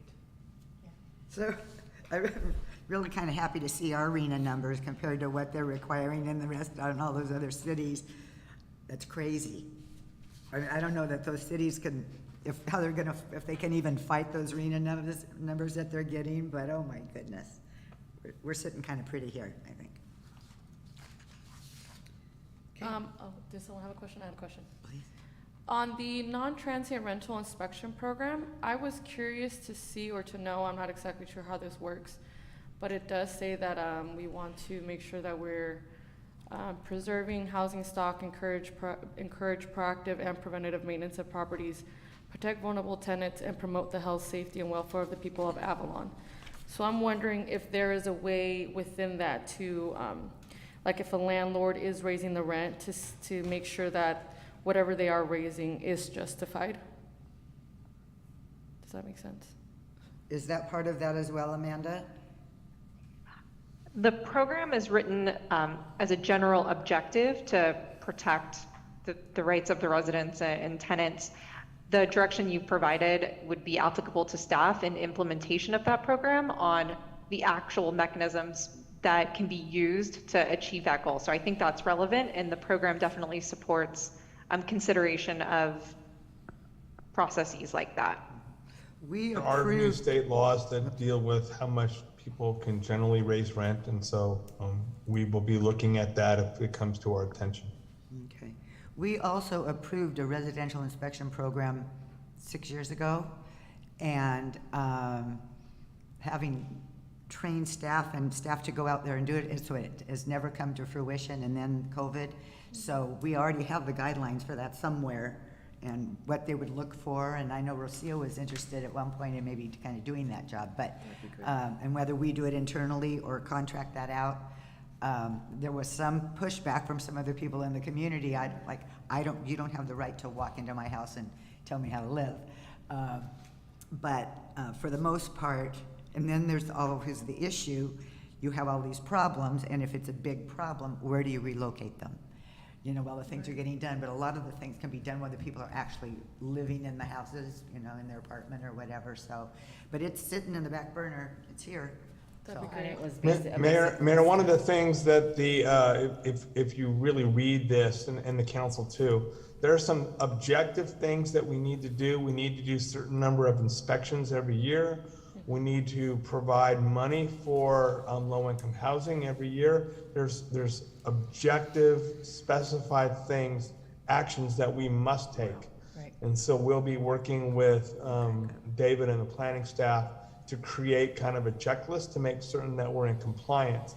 But there are some new things here that have state directions that we start doing inspections and spending some money for low-income housing. So you will see those, and we are required to provide reports to you as how we're implementing these. Right. But we don't inspect the actual like Tremont apartments and those. We don't go in and inspect those kind of folks, do we? It's just. Well, you're required under this, if my recollection is correct, I think it's 24 a year, 6 or 24 a year, you have to inspect. And when we issue a transient occupancy, one of the conditions of approval of that is that they allow inspection. Right, yeah, okay. And so if they don't allow inspection of one of the transient occupancy, we could revoke the CUP or the permit. No, yeah. Now I'm just talking about people that rent that say, you don't have a right to enter in my home, even though it could be for their own safety. And the expense goes on the landlord, but they're like, no, that's against you're violating my rights. So anyway, there's a couple of those out there. Okay. And scrolling, didn't I read in here though that we were gonna start that in 2023, the inspection? That's to rezone, I believe. The city will rezone for lower income households by October 2023. Yeah. There are a number of timeframes associated with the various programs. Speaking specifically on the non-transient rental inspection program, we did appreciate that it may take a year to get this program really up, running, and fully functional. So we have committed to a minimum of starting those inspections at the latest, completing 4 by 2024. And then progressing at a kind of more exponential rate through the end of the planning period to get through at least 24 total inspections by 2029. If that program is available to be initiated prior to 2024, that's certainly the city's prerogative. Just to the state, we've committed that at a minimum, it would be implemented at the latest by 2024. I feel like the fire department actually had said they were ready to go out and do inspections prior to COVID, and they were looking at 300 for the year potentially originally. There was the whole list of, it was like 27 checklist items on the actual inspection sheet, including requirements for having HVAC and other things like that. But yeah, I don't know that the funding was there for it to actually move forward that way, so. Wasn't. Okay. But we do have housing money, so. So I guess I should open the public hearing? Is there any public comment? I've received no comments. Okay, we'll close the public hearing. And who would like to continue with? I'll make a motion to adopt a resolution approving general plan amendment GPA 22-01, 2021-2029 housing element update. I have one more question. I'm Excuse so me, sorry. I'm sorry, could we first make a finding that the Make the project is exempt from further environmental review in compliance with CEQA guidelines, section 15164? Yes, Where is that in here? at the very top. Number one, That's yeah. right, make the finding. It's the first number 2. Right, they're Sorry. You had a question? I did. Shoot, I cannot find the page, but I have something written down. So I did find on here for the housing and mobility enhancement, it said we had wrote actively recruiting residents to serve from lower income, disabilities, and year-round tenants to participate on boards. So how do we plan on fulfilling that? Are we doing like subcommittees to like planning commission, or how are we going to fulfill that? We are, I'll be meeting with Scott in the next several days to talk about implementing a number of these issues. I mean, this is gonna implement a whole number of, or trigger a whole number of things that the city's gonna have to do, so. We'll come up with that plan and get it out publicly and get it out to council. Okay, thank you. So can I make that all together? Yes. Make the finding, the project is exempt from further environmental review in compliance with CEQA guideline section 15164.2, and adopt a resolution approving general amendment GPA 22-01, 2021-2029 housing element update. I'll second. Motion and a second. No further comment. Call for the vote. Councilmember De La Rosa? Aye. Councilmember Lavelle? Aye. Councilmember Schickling? Aye. Mayor Pro Tem Ponce? Aye. Mayor Marshall? Aye. Okay, item number 6. Thanks, and just briefly, I did want to thank Amanda and Susanna Gutierrez from our planning department for getting us to this point. I mean, as Amanda said, we're one of a very small handful of cities that have gotten to this point, so that's definitely a positive. Item 6, general business, consideration of transportation permit filed by Daniel Mello, DBA Catalina Island Golf Cart Tours, seeking discussion and provide direction to staff. And if consensus to approval is reached, to make an affirmative finding that the criteria set forth in the Avalon Municipal Code, section 5-14.04 has been met. I would indicate to council that Mr. Mello had every intention of being here, is my understanding, but something came up that he's unable to be here tonight.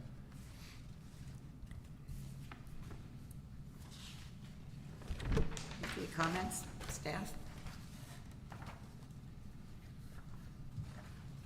The only question I had was, this is the 3rd golf cart tour business that we're gonna be approving, and just any curiosities is. It'll be the 4th. Sorry, 4th. Derek. Sorry. Derek Is Direct has one of these golf cart companies not operating? I can't answer, I'm not aware if they are. Can we check on that? Because I feel like actively I've only seen 3. Matt might have some Well, information. this on would that. approve the 4th, The but I 4th know one. that I've only 2 of seen them 2, are yeah. running. I just don't know about the other one. I recall collecting admissions tax from 2. That's not to say we haven't from 3. I can go check, but I know for certain we've collected admissions tax from 2 operators. So my only question was if we wanted to look at a limitation on these, if these are, I think the thing that I was okay with is that generally these are golf carts that are already in the community, which is not adding additional traffic. It may even be making some movement a little easier because of not having someone in a rental cart that may not know where they're going, as opposed to having a guide who does. I don't know if we want to limit, similar to how we limit transportation permits for bikes, the number overall of either golf carts that are permitted or not. And then also that's not taking into account anyone who's doing tours anyway without being permitted. Well, there are going to be 2 new commercial permits. Right, so that's adding additional, and then there was another one with Sarah's, I believe, on the last one, right? Yeah, and the other people have 3. Right, and I think they had theirs already for other businesses that were being utilized, Yeah, so. I think they bought 1 Yeah, and had 2 but yeah. existing. Yeah, they added a third larger cart. I thought Danny was just gonna have one. It says 2. Yeah. It says 2, yeah. Includes use of 2 golf carts, both requiring new commercial permits. Well, it is a safer way to go through the streets of Avalon, I'll have to admit. And, you know, those definitely, I'm sure they're going to do a business, and it's still not gonna stop people from renting regular golf carts. I mean, there's plenty of golf carts to go around. I like that it's gonna have to have off-street parking, and we need to know where that off-street parking will be, correct? And then we have to ensure that it stays off-street after 7 PM, or whatever the curfew is. They're gonna run from 7 to 7. And I guess you're comfortable, they can pick up wherever, pretty much. They just call and they'll pick them up, so. I don't have a problem with them. But this is just to approve the transportation permit, right? He still has to go through other conditions, he has to meet other conditions. Correct. Yes. Right. And he has to go before the vehicle hearing officer to get the new commercial permits. Okay, so say we approve this, but he doesn't meet everything else, does that the permit doesn't go through? It Okay. wouldn't, No, Correct. he has to meet the By a criteria. certain date, Okay. there has to be an approval, right? Well then, for me, I'm okay with this as well, since, I mean, he still has other things he has to meet.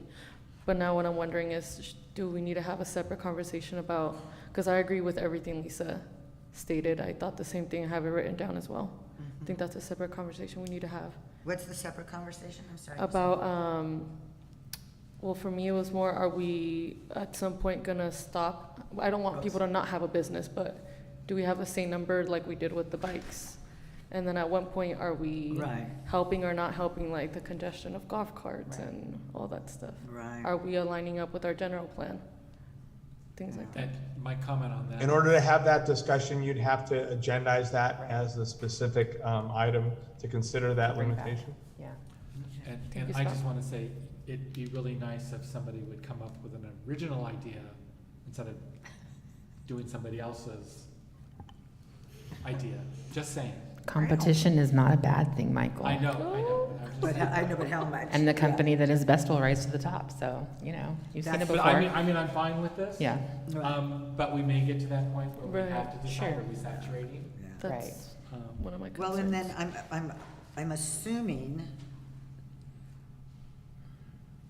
I'm assuming, I think that they need to be new vehicles.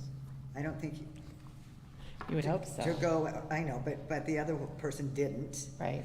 And I've driven them. And Yeah. so, Yeah. can we put a stipulation that they be new golf carts? Instead of by just buying something used? I Would don't you- know, well, if we can, because we haven't put that on anybody else, but Yeah, would you rather have new additional golf carts? I mean, as compared to using ones that are already on the That island? may already be here. Or if they See, get that's- new ones, they have to get rid of the old one. But that's what I don't understand on his application here, because it says vehicles to be used, awaiting approval, but proposed, and it says 2010 to 2023 limo-style golf cart Yamaha or Club E-Z-Go six-pack.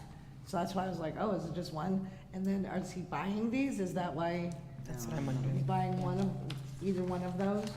So Annie, it looks like he is gonna buy a Buy new them. one, but so then the Yeah. other one that he's proposing is already here? Right, that's. Could be.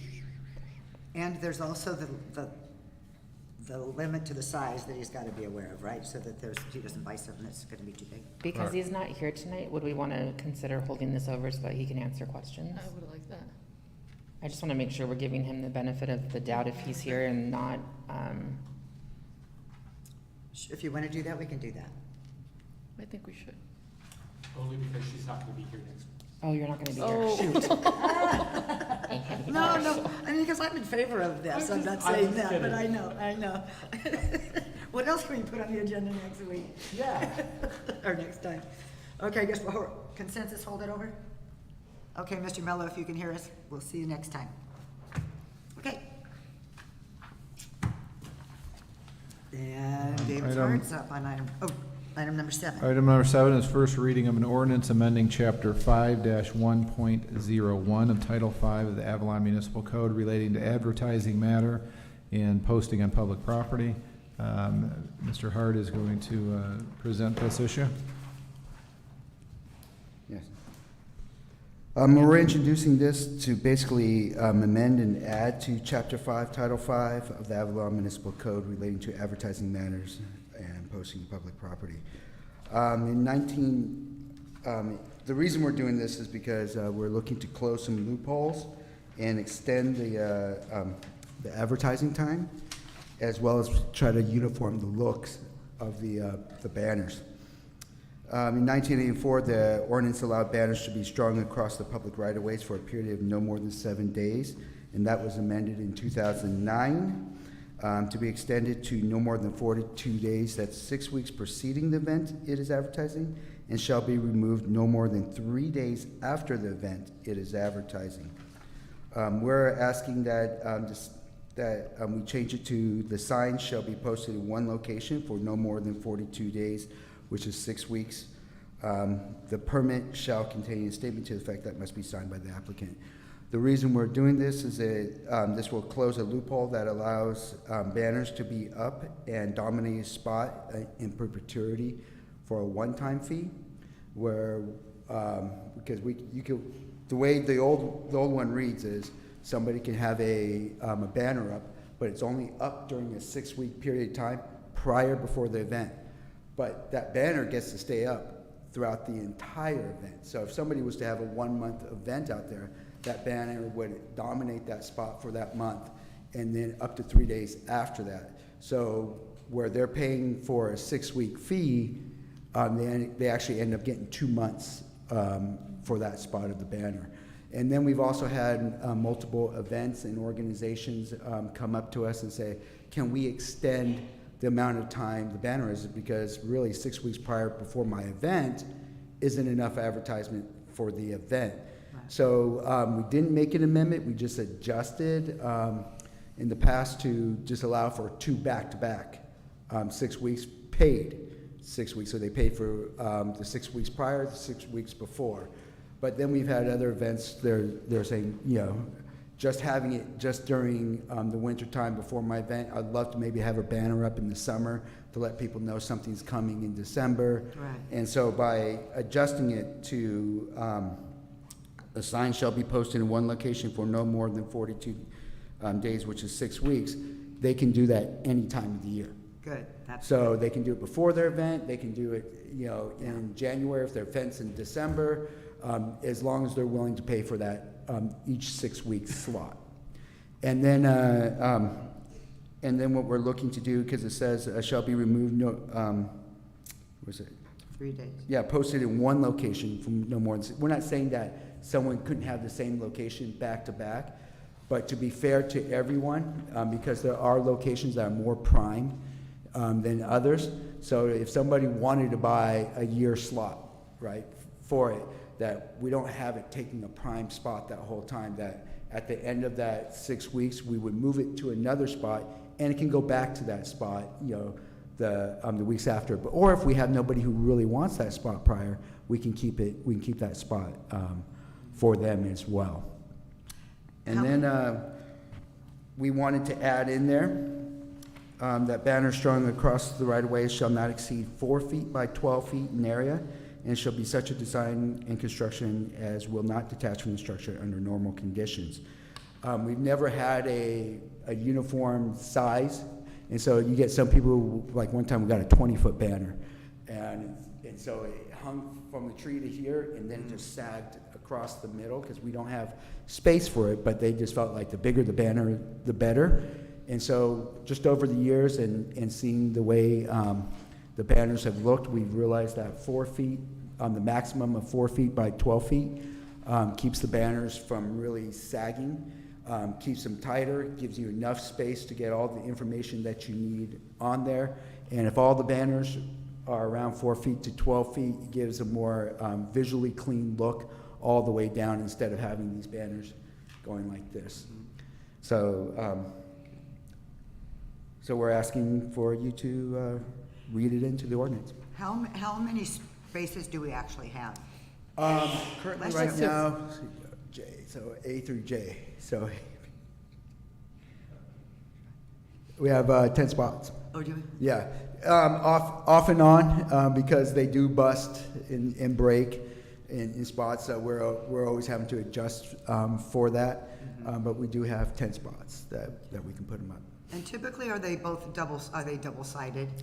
We tell people that it's best if you double-sided. I think a great example would be like the museum's banner.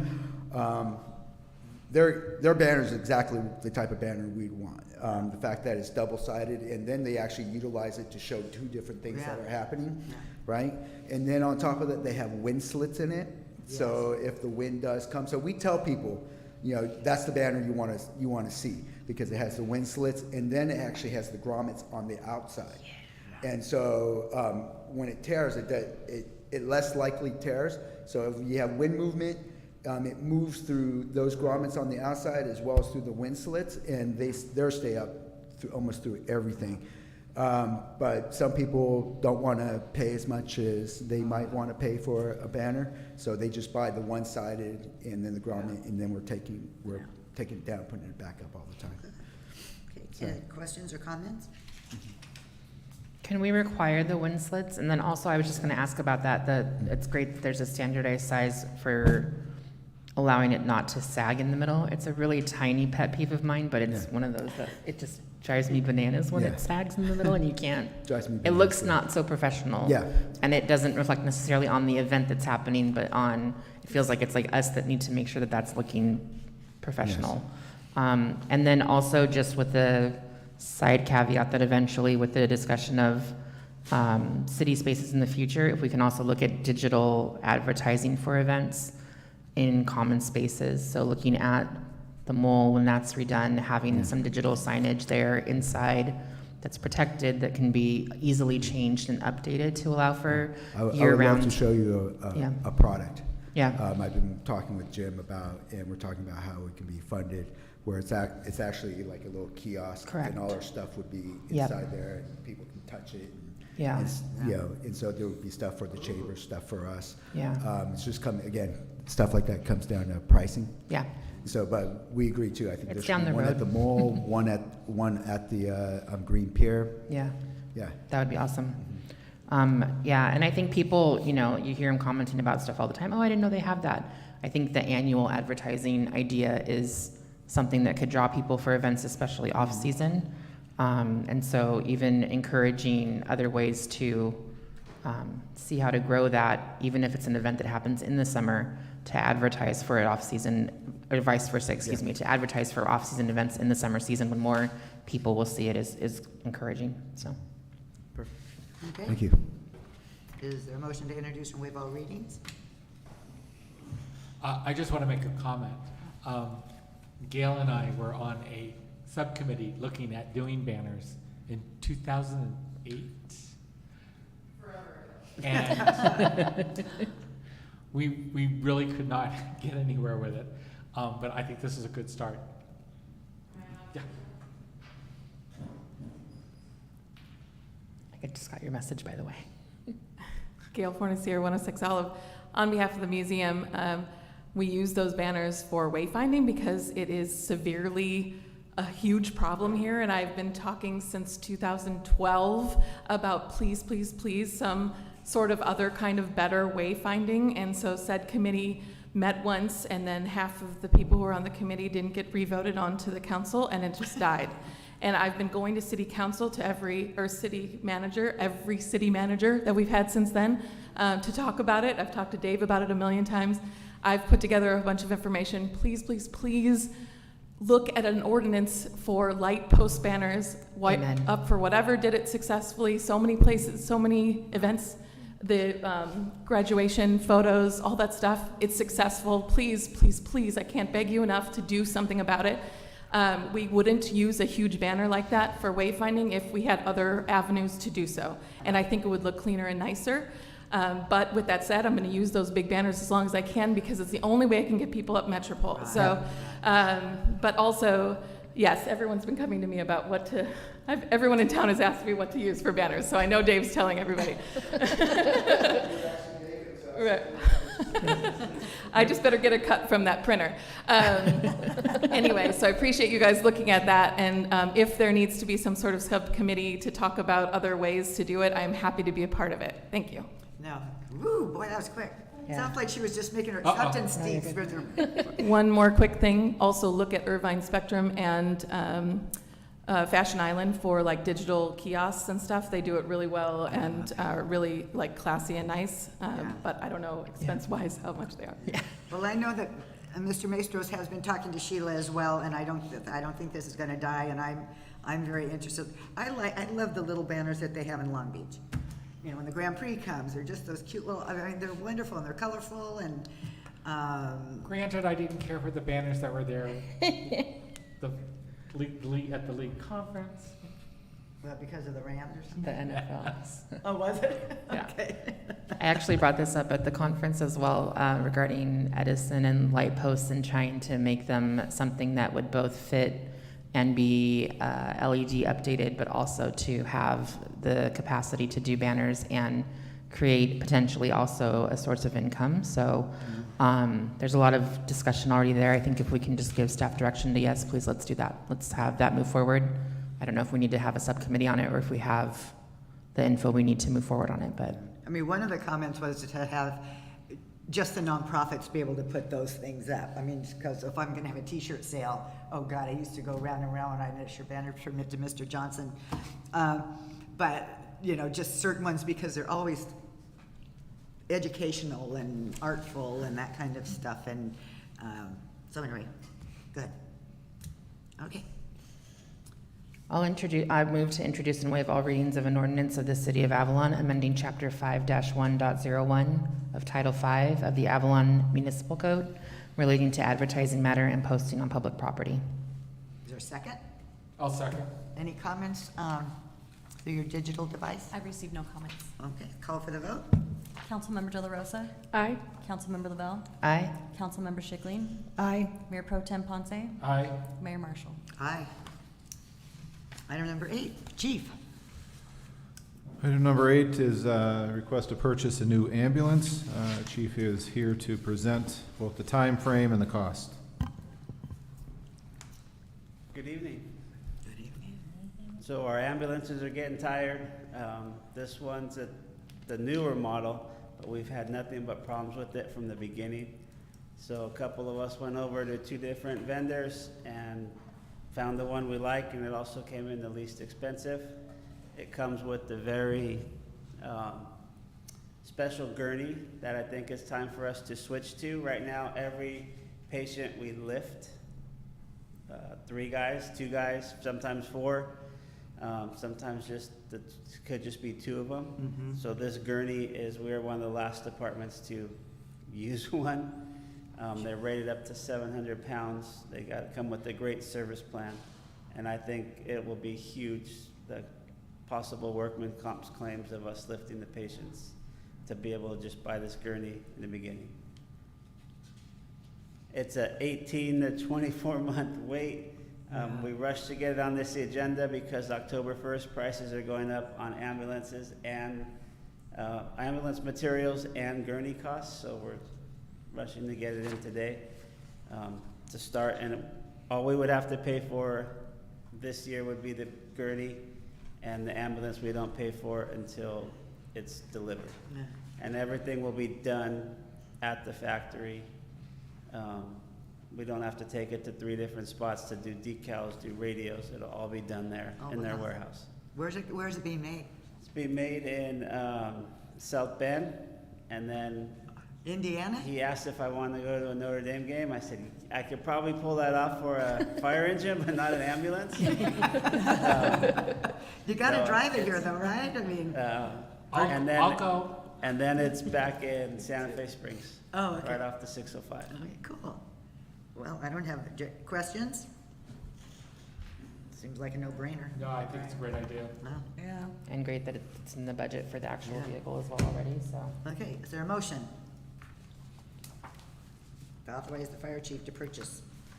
I'll make a motion, to authorize the fire chief to purchase a new 2023 Ford E350 4x2 gasoline-powered chassis cutaway van for not to exceed a sum of $250,000.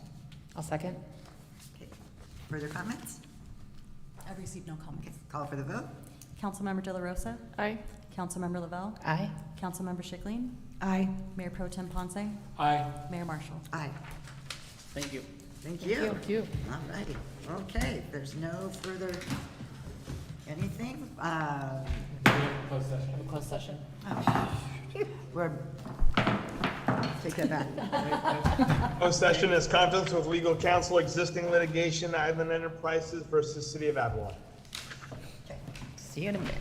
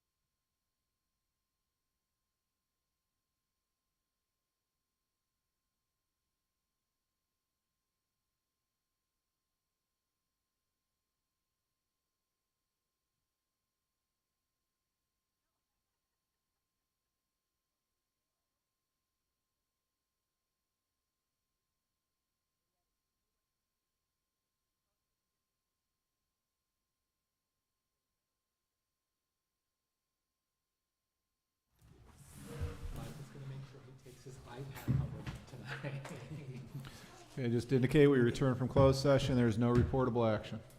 All right. Good night, Tony. Hi, Tony. Meeting adjourned. Thank you. Perfect.